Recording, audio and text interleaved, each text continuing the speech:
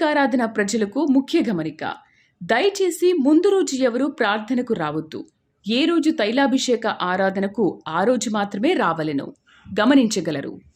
ప్రార్థనా శక్తి తైలాభిషేక ఆరాధన డిసెంబర్ 21 నెల్లూరు, గురువారం. సమయం ఉదయం 10 గంటల నుండి. స్థలం శ్రీట్స్ ఫంక్షన్ హాల్, చెముడుగుంట, ఈనాడు ఆఫీస్ దగ్గర, నెల్లూరు. ప్రార్థనా శక్తి తైలాభిషేక ఆరాధన డిసెంబర్ 22 ఒంగోలు, శుక్రవారం. సమయం ఉదయం 10 గంటల నుండి. స్థలం A1 convention hall, old Guntur road, Ongole. శక్తి తైలాభిషేక ఆరాధన డిసెంబర్ 23 అమలాపురం, శనివారం. సమయం ఉదయం 10 గంటల నుండి. స్థలం A convention hall, Indupalli road, Amalapuram. ప్రార్థనా శక్తి తైలాభిషేక ఆదివారపు ఆరాధన సమయం ఉదయం 10 గంటల నుండి 1 గంట వరకు. స్థలం వైస్రాయ్ గార్డెన్స్, జూబ్లీ బస్టాండ్ ఎదురుగా, సికింద్రాబాద్. ప్రార్థనా శక్తి గ్రాండ్ క్రిస్మస్ ఆరాధన డిసెంబర్ 25 సోమవారం. సమయం ఉదయం 9 గంటల నుండి. స్థలం వైస్రాయ్ గార్డెన్స్, జూబ్లీ బస్టాండ్ ఎదురుగా, సికింద్రాబాద్. ప్రార్థనా శక్తి తైలాభిషేక ఆరాధన డిసెంబర్ 27 విజయవాడ, బుధవారం. మొదటి ఆరాధన ఉదయం 7 గంటల నుండి 10 గంటల వరకు. రెండవ ఆరాధన ఉదయం 10 గంటల నుండి 1 గంట వరకు. Mary Stella auditorium, పంటకాలువ road, NTR circle, Vijayawada. ప్రార్థనా శక్తి తైలాభిషేక ఆరాధన డిసెంబర్ 28 గురువారం. సమయం ఉదయం 10 గంటల నుండి. స్థలం మెట్టు చిన్నమల్లారెడ్డి గారి పొలంలో, మించియాడ్ దగ్గర, నల్లపాడు రోడ్, గుంటూరు. భీమవరం పరిసర ప్రాంత ప్రజలకు శుభవార్త. ప్రార్థనా శక్తి తైలాభిషేక ఆరాధన డిసెంబర్ 29 శుక్రవారం. సమయం ఉదయం 10 గంటల నుండి. స్థలం Nirmaladevi function hall, Juvalapalem road, Peddamiram, Bhimavaram. Yesayya నామములో మీకు వందనాలు తెలియపరుస్తూ ఉన్నాను. ప్రియులరా, ఎలా ఉన్నారు? మీకోసం ప్రార్థన చేస్తూ ఉన్నాం. దేవుడి దినాన్ని ప్రత్యేకమైన వాగ్దానాన్ని మీకు అనుగ్రహిస్తూ ఉన్నారు. ఎహెజ్కేలు గ్రంథం 36వ అధ్యాయము 29వ వచనం ద్వారా ప్రభు మిమ్మల్ని దర్శిస్తూ ఉన్నారు. ఎహెజ్కేలు గ్రంథము 36వ అధ్యాయం 29వ వచనం నేను చదువుతున్నాను. నాతో కూడా కలిసి మీరు కూడా చదవాలని ఆశిస్తూ ఉన్నాను. మీ సకలమైన అపవిత్రతను పోగొట్టి నేను మిమ్మల్ని రక్షింతును. మీకు కరువు రానియక ధాన్యమునకు ఆజ్ఞ ఇచ్చి అభివృద్ధి పరుతును. దేవునికి మహిమ కలుగును గాక. ఈరోజు వాగ్దానం ఏంటంటే, మీ మీద ఉన్నటువంటి అపవిత్రతని దేవుడు పోగొడుతున్నాడు. ఏ అపవిత్రత, ఏ కీడు మీ మీద ఉందో, శని ఉందో, కీడు ఉందో, శాపం ఉందో, దానిని దేవుడు నీ మీద నుండి తీసేస్తున్నాడు. నీ కీడు నా మీద నుండే, నా అపవిత్రతను దేవుడు తొలగిస్తున్నాడని నువ్వు నమ్మితే 7 మార్లు ఆమేన్ అని చెప్పు. 1 2 3 4 5 6 7. ఎస్, అపవిత్రత మొత్తం ఎంటైర్ నీ ఫ్యామిలీ నుంచి దేవుడు తొలగించును గాక. రెండోది ఏంటంటే, ఈరోజు గొప్ప మాట, అపవిత్రత తొలగిపోతే చాలు. కీడు ఎప్పుడైతే తొలగిపోతుందో, మనం ఏది ₹1 సంపాదించిన అది ₹1,00,00,000 అయిపోతుంది. మనము ఒక మాట, ఎక్కడైనా ఒక మాట సలహా ఇచ్చామంటే ఆ మాటే ₹1,00,00,000 ఆశీర్వాదం వరకు వెళ్ళిపోతుంది. మన మీద అపవిత్రత ఏలుబడి చేస్తున్నప్పుడు, మన మీద కీడు ఏలుబడి చేస్తున్నప్పుడు, మనము ₹1,00,00,000 లేకపోతే 1 crore కానీ 10 లక్షలు పెద్ద సొమ్ము పట్టుకెళ్ళి ఒక పని చేసినా అదంతా కూడా నాశనం అయిపోతుంది, పాడైపోతుంది. ఇటువంటి కీడు పోవటం ఎంతో గొప్ప భాగ్యం అనమాట. అలాంటిది ఈరోజు నీ మీద ఉన్న అపవిత్రతను అంతటిని ఆయన పోగొట్టేసి ఆయన చెప్తున్నాడు, నీకు కరువు రాకుండా ధాన్యమునకు ఆజ్ఞిస్తాడట. అంటే దేవుడు నిన్ను ఇబ్బందుల్లో పడిపోకుండా, కరువు రాకుండా ఉన్నటువంటి నీ జీవితంలో నీ జీవనోపాధి పోదనమాట. అంటే నువ్వు బ్రతుకు కాలం అంతా నీవు పని చేసుకోవటానికి దేవుడు నీకు ఆరోగ్యం ఇస్తాడు. తర్వాత నీవు సాగు చేసిన వ్యవసాయము, ఆ భూమి పంట ఫలిస్తుంది. దాని ద్వారా నువ్వు జీవిస్తావు. దేవునికి సాక్షిగా ఉండేలాగా ఆయన నీ జీవనోపాధికి మాటిస్తూ ఉన్నాడు. నీ ఉద్యోగము, నీ వ్యాపారము, నీ యొక్క ప్రయత్నాలన్నీ కూడా దేవుని ఆజ్ఞకు లోబడి నీకు దీవెనకరంగా మారిపోతాయి. దేవునికి మహిమ కలుగును గాక. వాగ్దానము ఇచ్చే దేవుడు మన దేవుడు మామూలు దేవుడు కాదు. ఎంత మంచి దేవుడు యేసు దేవుడు అంటే, ఆయన పరము నుండి ఆయన వాగ్దానం పంపి మనల్ని బలపరిచి మనల్ని గొప్పవారుగా చేస్తాడు. మన కన్నుల నుండి వచ్చిన కన్నీళ్లను ఎవరు తుడుస్తారు? ఎవరు తుడవలేరు. ఎవరు మాట్లాడినా మన కన్నీళ్ళు పోవు. కానీ యేసయ్య వాగ్దానము మన కన్నీళ్లను ముత్యాల మూటగా మార్చేస్తుంది. అంత గొప్ప దేవుడు ఈ దినము నీతో మాట్లాడుతున్నాడు. అపవిత్రతను పోగొట్టి కరువు రాకుండా ధాన్యమునకు ఆజ్ఞ ఇచ్చి అభివృద్ధి పరుస్తును. ధాన్యం అనేది ఉపాధి. మన కోటి విద్యలు కూటు కొరకే అని ఒక పెద్ద మనుషుడు రాశాడు. ఏ విద్య చేసినా, వ్యాపారం చెప్పినా చేసినా, లేకపోతే కంపెనీ పెట్టినా, ఈ జీవితంలో కోటి విద్యలు కూటు కొరకే అని. నీ జీవితంలో ఏ విద్య ఏ రంగంలో ఉన్నా నీవు పోషించబడటానికి, నీ బిడ్డలు పోషించబడటానికి స్థిరమైనటువంటి ఒక స్టాండర్డ్ ఇన్కమ్ దేవుడు నీకు పెడుతున్నాడు. నువ్వు ఆమెనంతే. ఆమెనంటే అది నువ్వు రిసీవ్ చేసుకున్నట్టు, అంగీకరించినట్టు అనమాట. ఎలా బ్రతుకుతాడో బిడ్డ, నాకు ఈ ఉద్యోగం పోతే ఎలాగా, లేకపోతే ప్రజెంట్ ఏమీ లేదు, మాకు ఎలా బ్రతుకుతాం, ఎలా జీవిస్తున్నాం మాకు దేవుడికే తెలుసు అని అనుకుంటున్నావు కదా. దేవుడు ఆల్రెడీ నీ బ్రతుకుకి, నీ పోషణకి ఆయన ఆజ్ఞ ఇచ్చాడు. ఆత్మ నిన్ను పోషిస్తుంది. నీకెప్పుడు ఏ లోటు ఉండదు. కృప నీకు తోడుండును గాక. God bless you. Happy Christmas. Happy Christmas. Merry Christmas. మరి గత కాలమంతా దేవుడు మనల్ని కాచి కాపాడి 2000 సంవత్సరాలతో యేసు ప్రభు వారు భూలోకానికి వచ్చి ఉన్నారు. ఆయన నజరేతులో ఉన్న ఒక అమ్మాయి కన్యక మరియను గుర్తించి ఆ మరియ గర్భాన్ని పరిశుద్ధాత్మ వలన యేసు ప్రభు వారు ఉద్భవించారు. నేను మరియమ్మ గారు ఊరు వెళ్ళాను మొన్న. వాళ్ళ ఇంటికి వెళ్ళాను. ఎవరింటికి చెప్పండి? నజరేతు అనే ఊరు వెళ్ళాను. యోసేపు గారింటికి కూడా వెళ్ళాను. అక్కడ ఒక జ్యూస్ తాగొచ్చారు. ఆ ఇల్లు ఇప్పటికి ఉన్నాయి, మీకు చూస్తారని వీడియో కూడా తీసుకొచ్చాను. మరియమ్మ గారి ఇల్లు ఈ రోజుకి కనపడుతూ ఉంది. మరియమ్మ గారు పండుకుని లేచినప్పుడు ఆమె నీళ్లు పట్టుకుంటానికి వెళ్తే ఆ నీటి బొగ్గ ఈ రోజుకి నీరు వస్తూనే ఉంది అక్కడ. అదొక సున్నపు ప్రాంతము, ఆ కొండను ఆనుకున్నటువంటి ఊరు అనమాట అది నజరేత్. ఇప్పటికి నేను మరియమ్మ గారి ఇంటికి 3 సార్లు వెళ్ళాను, ముమ్మారు వెళ్ళాను. ఇది మరియమ్మ గారు ఆ నీరు పడుతుంది, నీరు కారుతుంది కదా. దేవుని దూత అక్కడికి వచ్చి, మరియా నువ్వు గర్భం ధరిస్తున్నావు, కుమారుణ్ణి కంటావు అంటే ఇది ఎలా సాధ్యం అని అడిగింది. అంత దమ్ము ధైర్యం ఆ అమ్మాయికి ఎలా వచ్చిందంటే, ఒక దేవదూతతో మాట్లాడటానికి కూడా ఒక బలము కావాలి. ఆమె యూదురాలు కనుక ఆ డేర్నెస్ ఉంటుంది. ఆమెన్. యూదులలో చిన్నపిల్లలు కూడా చాలా ధైర్యంగా మాట్లాడతారు, లీగల్గా మాట్లాడుతుంటారు. ఇది ఎలా ముందు భయపడింది. దేవుని దూతని గాబ్రియేల్ అని చెప్పినప్పుడు, ఇలాగా నువ్వు గర్భం ధరిస్తావు, కుమారుని కంటావు అంటే అప్పటికే మరియమ్మ గారికి ప్రదానం చేయబడింది, ఎంగేజ్మెంట్ అయింది. అనుకున్నారు పెళ్లి చేసుకోవాలని, పెళ్ళి అవ్వలేదు. పెళ్ళి కుదిరింది అనుకోండి, వెంటనే ఫోన్లు, తర్వాత బీచ్లో కూర్చుని మాట్లాడటాలు.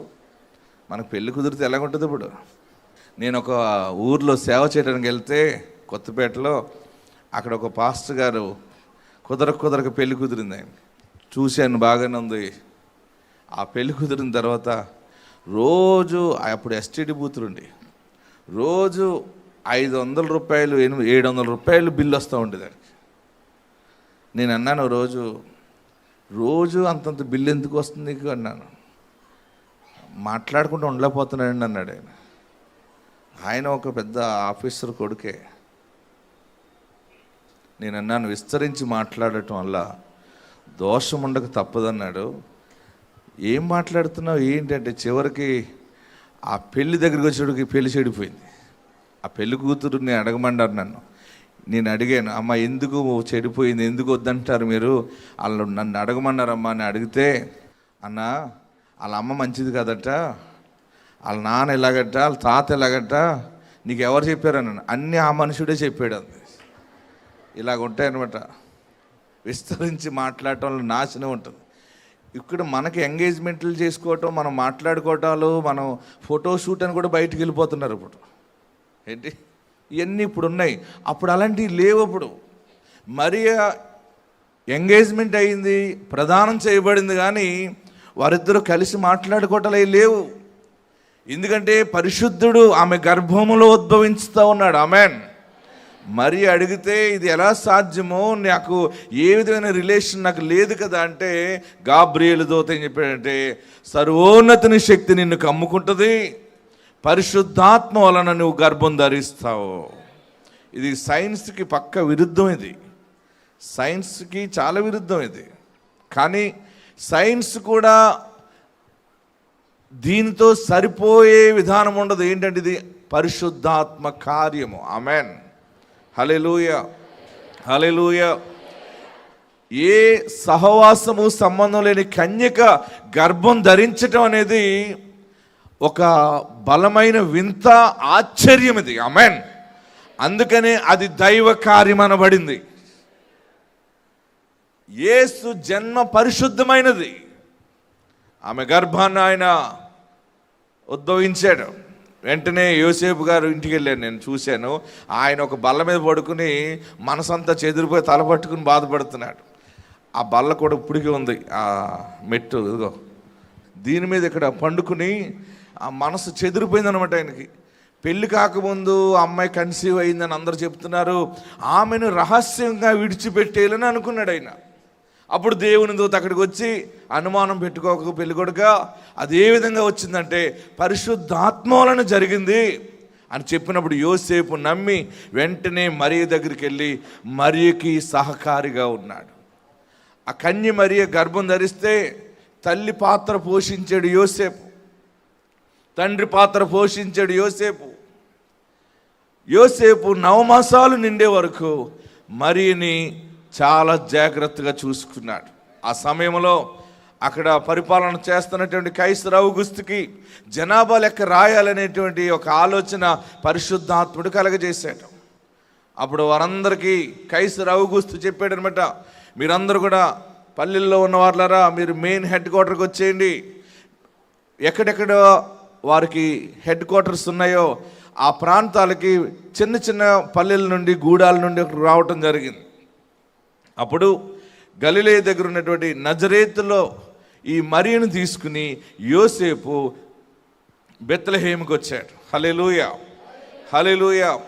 బెత్లెహేముకి వచ్చినప్పుడు బెత్లెహేములో యేసు ప్రభు వారు జన్మ ఆసన్నమయ్యేటప్పుడు యోసేపు ఎంతోమందిని అడిగాడు, మీ ఇంట్లో కొంచెం స్థలం ఇవ్వండి, మీ శత్రువులో కొంచెం స్థలం ఇవ్వండి, నా భార్య నిండు గర్భిణి, డెలివరీ అయ్యేలాగా ఉంది, పెయిన్స్ వస్తున్నాయి, సహాయం చేయండి. ఎవరూ సహాయం చేయలేదు.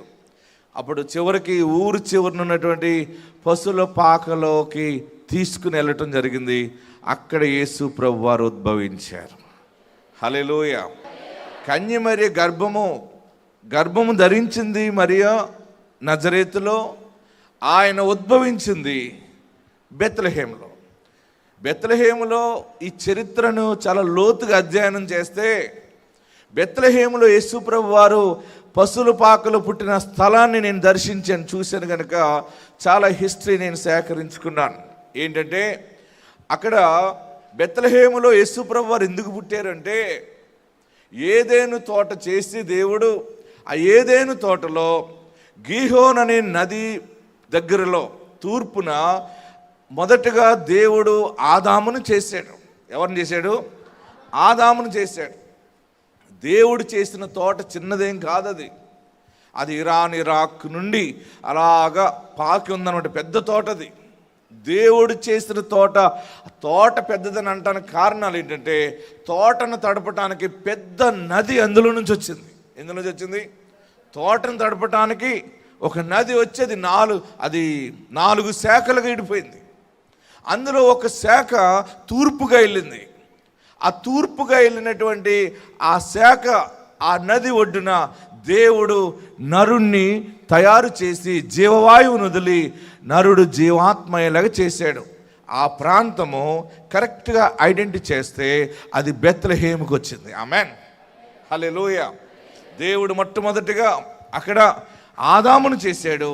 రెండవ ఆదాముగా యేసుక్రీస్తు నరావతారం ఎత్తి అదే స్థలములో ఆయన జన్మించాడు.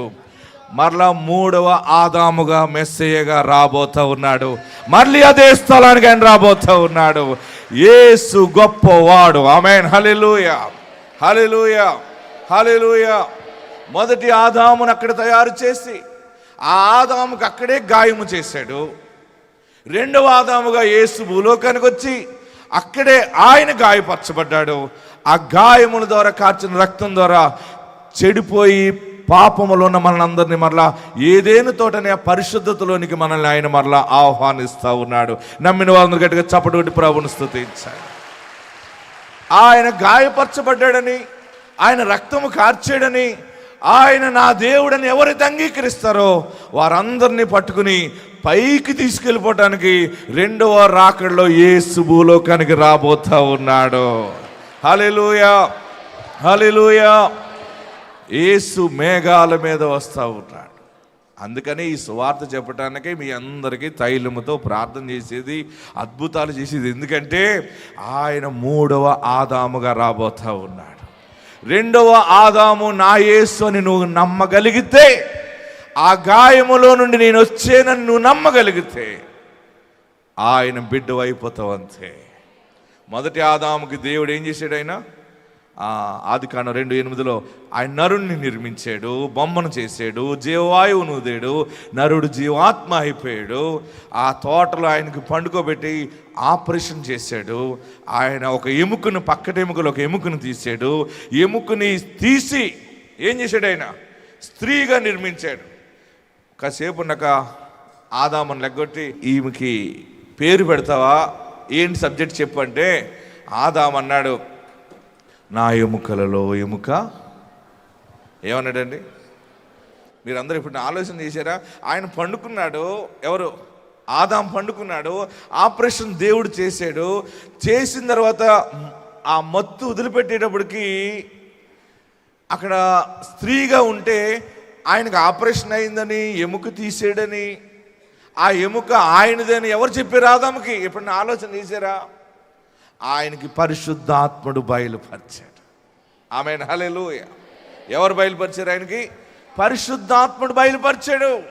మొదట నుండి పరిశుద్ధాత్ముడే క్రియ జరిగిస్తూ ఉన్నాడు. ఆమేన్. అలాగనే రెండవ ఆదామైనటువంటి యేసు మన కొరకు గాయపరచబడ్డాడు. ఆయన మనల్ని కన్నాడు, ఆయన మనల్ని కొన్నాడు, స్వరక్తమిచ్చి సంపాదించాడు. ఇది ఎవరు సంఘము? రెండవ ఆదామైనటువంటి యేసు అనే గాయము నుండి వచ్చినటువంటి సంఘము ఈనాటి వధువు సంఘము. ఇది క్రీస్తు సంఘము. హల్లెలూయా, హల్లెలూయా. ఇలాగా సువార్త చెబుతూ ఉంటే, సత్యము ప్రజల్లోకి వెళ్తూ ఉంటే అనేక మంది ప్రజలు రక్షించబడుతున్నారు. దేవునికి మహిమ కలుగును గాక. ఒక ఆత్మ భూమి మీద రక్షించబడితే కోటాన కోట ఆత్మలతో యేసయ్య సంతోషిస్తాడట. ఇంతవరకు మనం ప్రార్థన చేసి మరి జీవంగల దేవుని సన్నిధానంలో ప్రతిష్ఠ చేసిన వారికి మరి 4324 దేవుడు గర్భఫలాలు ఇచ్చాడు. అందరూ కూడా గట్టిగా చప్పటి ప్రభువును స్తుతించారు. పిల్లలు లేని వారికి డాక్టర్లు రిజెక్ట్ చేస్తారు. అంటే డాక్టర్లు ఏం చేస్తారంటే వారికి ఉన్నటువంటి స్టాండర్డ్ని బట్టి, లోపల ఉన్న హెల్త్ కండిషన్ బట్టి, దీని ద్వారా నీకు పిల్లలు పుట్టే అవకాశం లేదు, దీని ద్వారా పిల్లలు పుట్టే అవకాశము చాలా తక్కువ ఉన్నాయి, ఇంకా ఆశలు వదులుకోండి అని కూడా చెప్తారు. అలాంటి వారు ప్రార్థనకు వస్తే మనం ప్రార్థన చేస్తే ఎందుకు పిల్లలు పుడుతున్నారంటే ఇది పరిశుద్ధాత్ముడు వారిలో క్రియ జరిగిస్తూ ఉన్నారు.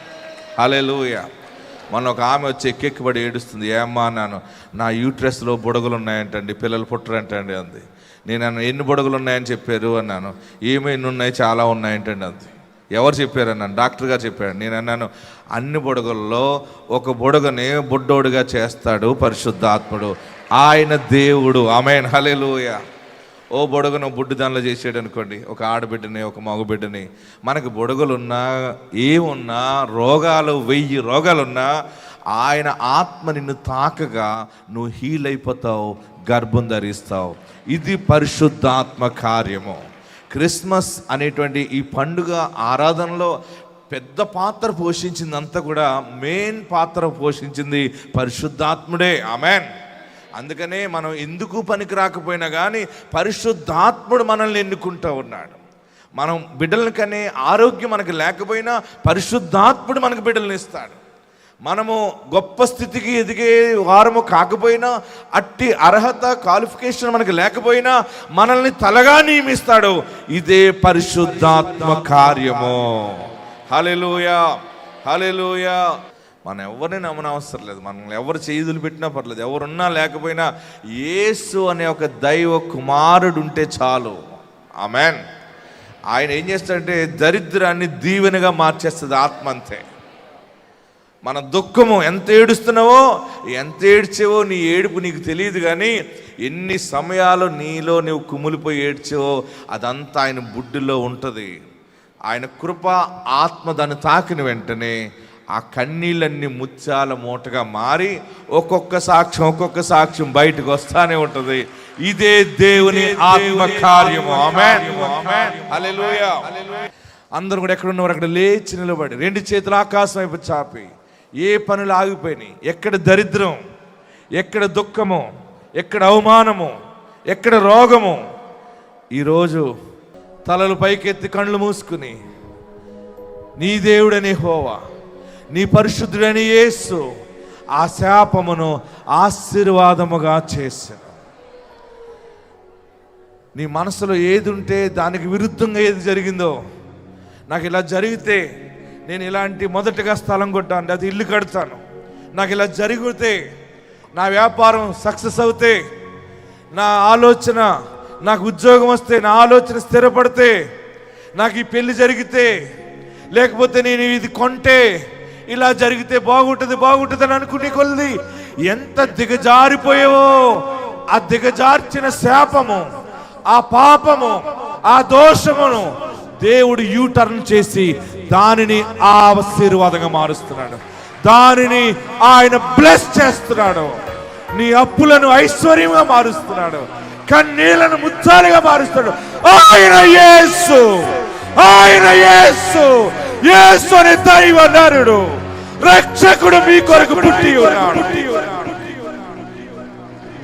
హల్లెలూయా, హల్లెలూయా, హల్లెలూయా.